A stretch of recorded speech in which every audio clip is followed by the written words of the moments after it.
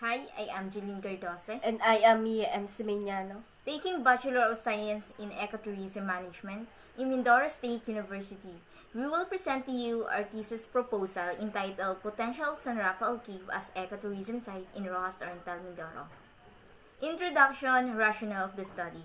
This study focused on the ecotourism potential associated with San Rafael Cave in Rojas Oriental, Mindoro, discussed the profile of San Rafael Cave, and measured according to the potential of San Rafael Cave as ecotourism site in terms of scenic attraction, accessibility, carrying capacity, safety, and security. Determine the possible impacts that must consider in developing the site in terms of environmental, social, and economic.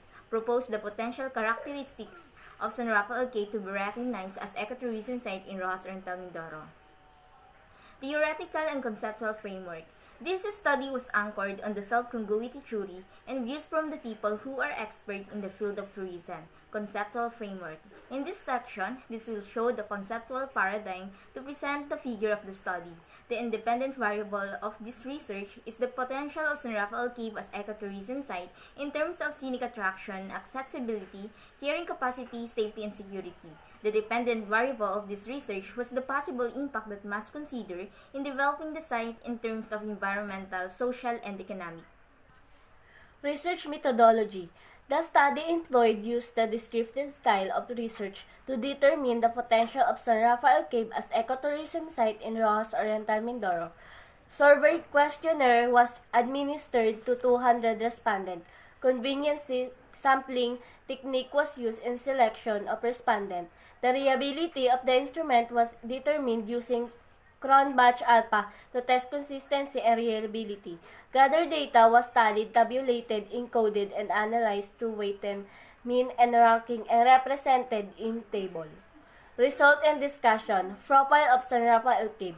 The San Rafael Cave was discovered in 1947 and was used in mining from the 60s until year 2000.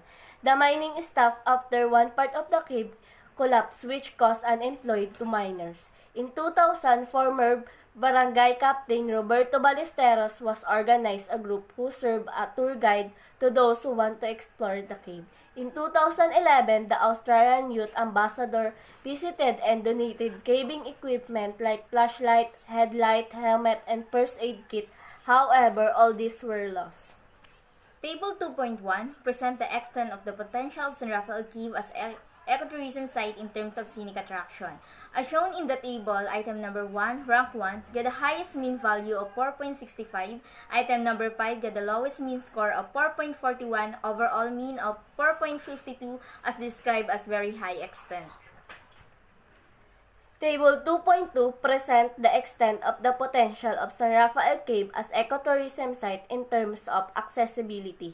As indicated in the table, got the highest mean score of 4.31, while number 3, rank 5, got the least mean of 4.14.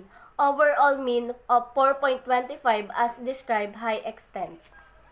Table 2.3 present the extent of the potential of San Rafael Cave as ecotourism site in terms of carrying capacity. Item number 1, as reflected in the table, which obtained a mean score of 4.32.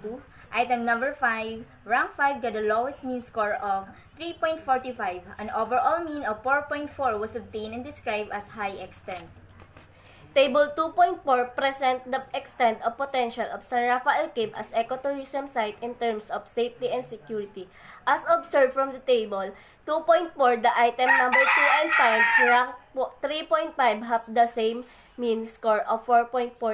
Item number 4 got the highest mean of 4.64, while item number 3 got the lowest mean score of 4.42. Overall mean 4.50 describe very high extent. Table 3.1 present the extent of the possible impact of developing site in terms of environmental. As observed from the table, item number 1 get the highest mean score of 4.56. Item number 5 get the lowest mean score of 4.35. The overall mean of 4.43 with description of high extent. Table 3.2 present the extent of possible impact of developing site in terms of social. The table showed the item number 1 had the highest mean of 4.37 and item number 2 got the lowest mean of 4.14. Overall mean of 4.24 as described high extent. Table 3.3 present the extent of the possible impact of developing site in terms of economic. As indicated in the table, item number 1, rank 1, has the highest mean score of 4.37, while item number 3, rank 5, has the lowest mean score of 4.27, overall mean of 4.30 as described as high extent.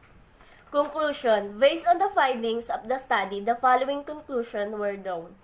The San Rafael Cave in Rojas Oriental Mindoro was discovered in 1947 and started to operate and offer to tourists in July 21, 2016.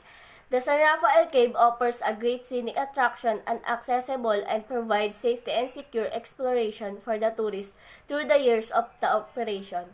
San Rafael Cave can accommodate numerous tourists since it is the largest cave in the Oriental Mindoro. The municipality and local settlers have a good cooperation in terms of caring and securing the cave. Recommendation. Based on the findings, the following are recommended. Usually, tourists who visit a tourist destination are looking for a souvenir. The Sarcaga should have a souvenir shop for tourists who want to have something to take home as pasalubong and memorabilia from their caving. The LGU should provide a tour package for those tourists who wants to avail a package tour. The management of the cave should provide a manual for the tourists to see what they can do and explore on the cave, such as do's and don'ts and activities for their visit. The municipality and the LGU should maintain the natural beauty of the cave as it is the reason on gaining acknowledgement by the tourists and encourage people to visit the cave. That's all. Thank you.